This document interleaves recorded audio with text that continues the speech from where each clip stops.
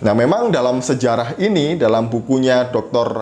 Rafat Amari, tidak pernah ada nama Mekah sebelum Masehi. Jikalau memang Mekah itu sudah ada di zaman Abraham, atau menurut mereka Ibrahim tadi itu, pasti di perjalanan orang-orang terkenal, sejarawan Yunani terkenal tadi itu, mereka menyebutkan ada nama Mekah.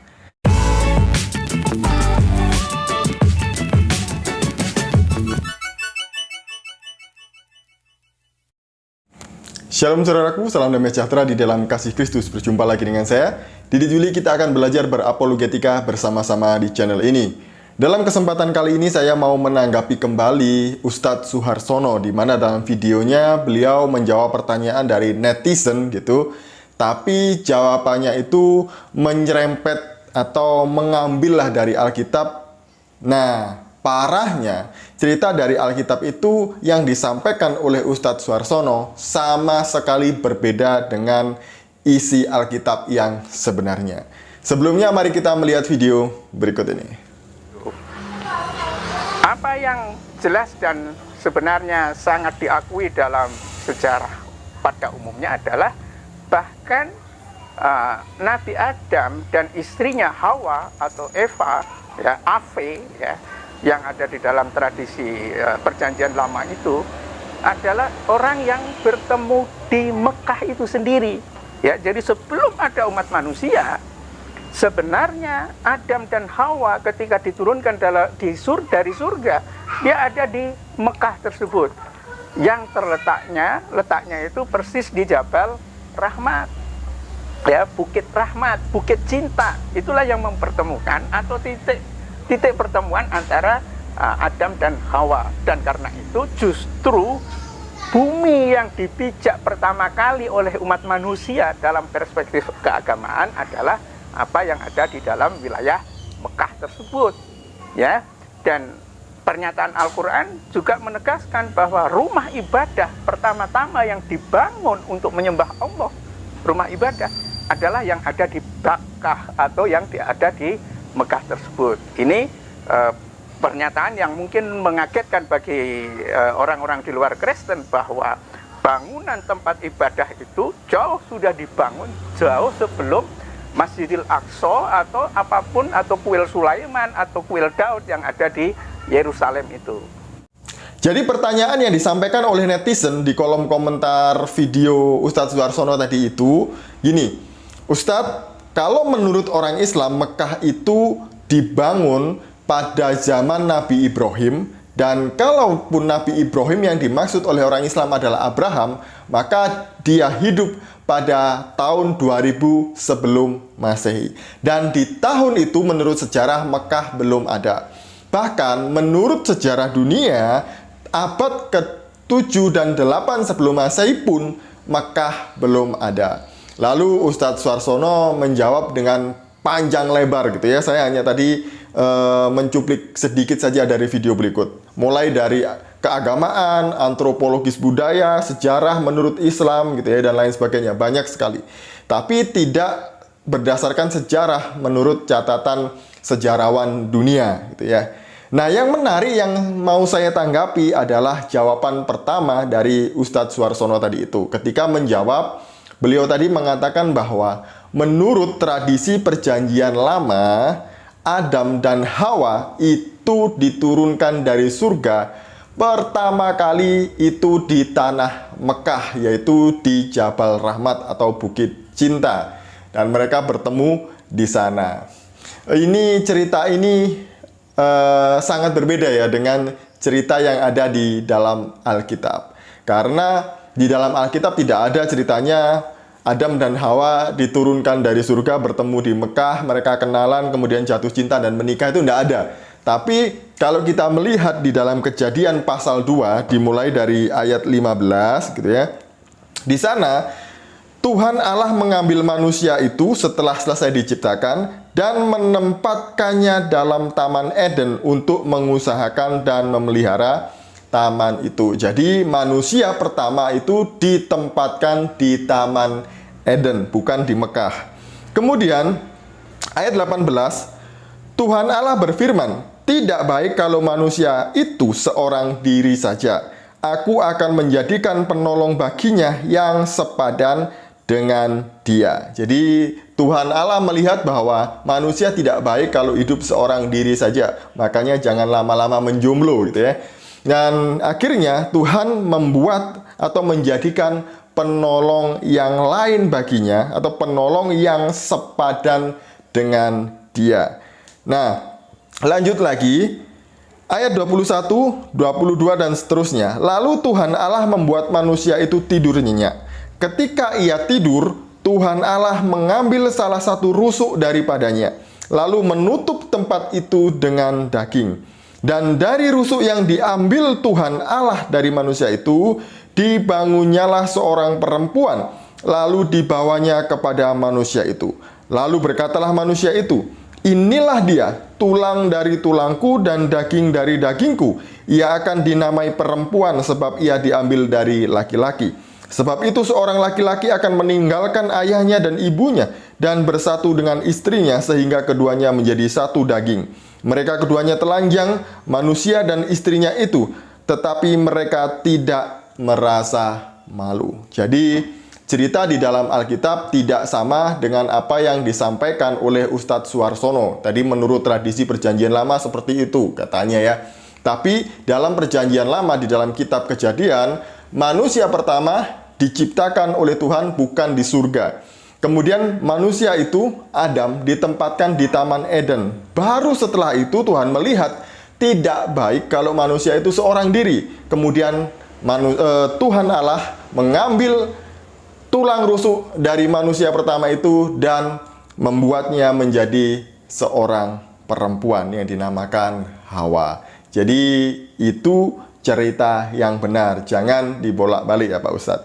Kemudian yang kedua tadi itu, jawaban yang kedua dari Ustadz Suarsono tadi adalah tempat penyembahan kepada Allah pertama kali di dunia ini, di bumi ini, dibangun di Mekah. Saya tidak tahu sejarah ini dari mana. Mungkin sejarah yang disampaikan oleh Ustadz Suarsono tadi itu adalah sejarah versi Islam. Jadi sejarah yang ditulis oleh orang-orang Islam, bukan sejarah yang berlaku atau sejarah yang ditulis oleh sejarawan dunia yang terkenal. Kalau kita melihat, membaca buku-buku seperti buku ini ya, bukunya ini J.K. Sandlin, The People versus Muhammad, di sini dikatakan bahwa Arab sebelum kelahiran Islam itu orang-orangnya menyembah berhala atau dewa-dewi. Di sana ada 360 berhala di Mekah yang berada di sekeliling Ka'bah. Jadi di sini juga dicatat bahwa orang-orang pra-Islam atau orang Arab pra-Islam itu juga sudah melakukan ibadah haji dengan cara berkeliling Ka'bah, tapi mereka dengan telanjang. Itu disebutkan di dalam halaman 108 di dalam buku ini.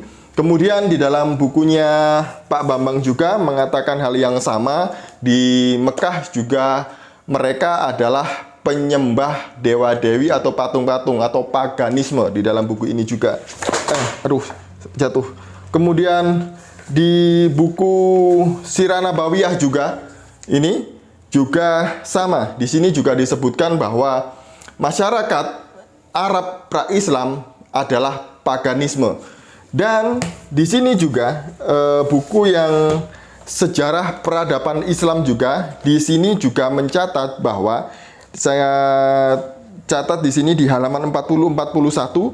Di sini memang pada awalnya menurut buku ini orang-orang Arab pra-Islam itu monoteisme Ibrahim gitu ya menurutnya. Tapi oleh karena Amru bin Luhai, mereka menjadi menyembah dewa-dewa karena Amru bin Luhai ini membawa patung dari negeri Syam, yaitu berhala Hubal yang diletakkan di dekat Ka'bah dan kemudian disembah bersama-sama dengan orang-orang Arab. Nah, sebelum Amru bin Luhai membawa Hubal ini di sekitar Ka'bah sendiri memang sudah banyak berhala-berhala, ada 350 yang dicatat dalam buku ini. Dan juga menurut buku ini juga, ini buku penulisnya adalah orang Islam, pada zaman Amr bin Luhai juga ketika orang-orang pagan itu berhaji, jadi mereka juga sudah melaksanakan ritual haji sebelum Islam. Nah, setelah pulang dari ritual haji, Amr bin Luhai itu memberikan seperti patung-patung kecil gitu, berhala kecil untuk dibawa ke rumah mereka yang pulang dari ibadah haji di Mekah tadi. Ini menurut buku ini. Jadi beberapa sumber mengatakan bahwa sebelum Islam memang Jazirah Arab pada umumnya itu adalah beragama paganisme, menyembah patung-patung dewa-dewi gitu ya. Dewa yang paling besar adalah Hubal, kemudian ada putri-putri Allah, Al-Manat, Alata, Al-Usa, dan Al-Manat. Jadi 3 putri ini adalah putri dewa bulan, yaitu putri Allah ini tadi. Nah, ada buku yang bagus juga yang ditulis oleh Dr. Rafat Amari gitu ya, seorang yang dari Timur Tengah juga, mengenai catatan sejarah para sejarawan Yunani pada masa Alexander the Great. Jadi mereka ini sudah mengunjungi Jazirah Arab, semenanjung Arab, dan mencatat dengan detail semua lokasi yang mereka kunjungi, kemudian kebudayaan, keagamaan gitu ya. Tidak satu pun sejarawan-sejarawan ini mencatat atau menemukan nama tempat Mekah, baik kota maupun desa, tidak ada. Yang pertama, kita bisa melihat di dalam buku ini. Saya tidak punya buku fisiknya, tapi saya punya soft copy-nya. Tapi saya sedang titip bukunya untuk beli di Mas Gracia Pelo. Nanti akan datang minggu depan. Nah, soft copy-nya ini ada di internet, Bapak Ibu bisa download lah. Atau kalau enggak, nanti saya cantumkan di kolom komentar ya. Bapak Ibu tinggal klik supaya bisa melihat buku ini dalam bahasa Inggrisnya. Yang pertama, di dalam halaman 106, Herodotus, seorang sejarawan Yunani terkenal gitu ya, dia mengunjungi banyak negara dan selalu mencatat setiap negara yang dia kunjungi, bahkan letak geografisnya. Jadi setiap dia berkunjung ke negara, semua daerah itu, tempat-tempat terkenal dia kunjungi dan dicatat dengan detail, bahkan termasuk geografisnya. Pada abad ke-5 Masehi, dia berkeliling semenanjung Arab dan mencatat nama-nama kota di semenanjung Arab, tapi tidak mencatat nama Mekah. Jadi Mekah tidak ada di dalam catatan Herodotus. Yang kedua, utusan Alexander the Great gitu. Ada 2 utusan Alexander the Great pada abad ke-4 sebelum Masehi. Jadi Alexander the Great sebelum menginvasi Arab, dia mengutus 2 utusan untuk mensurvei Jazirah Arab gitu ya. Dia mengutus Batlimos bin Lagos dan Aristopolos untuk mempelajari kebudayaan, kemudian geografis, keagamaan, dan semualah berkaitan dengan semenanjung Arabia pada waktu itu. Mereka mencatat daerah-daerah penting di Arabia dan sekitar Laut Merah. Mereka tidak mencatat ada nama Mekah dalam laporan mereka kepada Alexander the Great. Pada halaman 107. Kalau Mekah sudah ada dan menjadi pusat keagamaan dan menjadi tempat terkenal pada waktu itu, pasti tidak akan terlewatkan dari 2 utusan Alexander Agung tadi itu ya, atau Alexander the Great. Ini yang kedua. Yang ketiga, ada Theophrastos. Jadi di akhir abad ke-3 sebelum Masehi, dia berkeliling di Jazirah Arab untuk menuliskan letak geografis Arabia. Theophrastos mencatat dengan detail tempat-tempat terkenal. Nah, kemudian setiap jalur yang dia lewati, tapi tidak mencatat wilayah Mekah dalam tulisannya.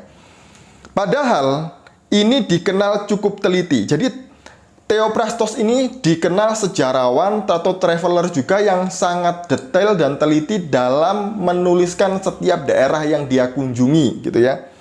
Tapi dia tidak menyebutkan ada nama Mekah di Jazirah Arab atau di semenanjung Arab. Bisa dilihat dalam buku itu halaman 108-109. Kemudian yang keempat ada Eratosthenes. Eratosthenes ini pada abad ke-3 dan ke-2 sebelum Masehi, berkeliling sepenanjung Arab dari Laut Merah, kemudian Yaman, Israel, dan Syria. Dia tidak menjumpai ada kota atau desa yang bernama Mekah. Dalam perjalanannya hanya menemui suku nomaden yang barbar, yaitu suku Badui di daerah Arab. Tapi tidak ada nama kota ataupun desa yang bernama Mekah. Yang terakhir, sebenarnya masih banyak ya, ini saya catat 5 saja. Ada Agatharchides. Jadi Agatharchides ini pada pertengahan abad kedua sebelum Masehi, dia berkeliling dan mendeskripsikan wilayah Arabia Barat. Dia menjumpai suku Nabatean atau suku Arab kuno di Yordania. Dan dia melanjutkan perjalanan sampai ke utara Arabia. Dalam perjalanannya dia menuliskan secara detail populasi penduduk, kota, pelabuhan, kuil, tempat ibadah, dan gunung sampai ke daerah Yaman. Tapi dia tidak menyebutkan ada wilayah yang bernama Mekah. Bisa dilihat di halaman 115 sampai 116. Jadi mungkin si penanya kepada Ustadz Suharsono tadi itu pernah membaca buku ini ya. Jadi itu ditanyakan. Nah, memang dalam sejarah ini, dalam bukunya Dr. Rafat Amari, tidak pernah ada nama Mekah sebelum Masehi. Jikalau memang Mekah itu sudah ada di zaman Abraham, atau menurut mereka Ibrahim tadi itu, pasti di perjalanan orang-orang terkenal, sejarawan Yunani terkenal tadi itu, mereka menyebutkan ada nama Mekah. Terima kasih, semoga ini menjadi bahan pembelajaran bagi kita dan mencerahkan kita semuanya. Shalom, salam waras, Tuhan Yesus memberkati kita semuanya.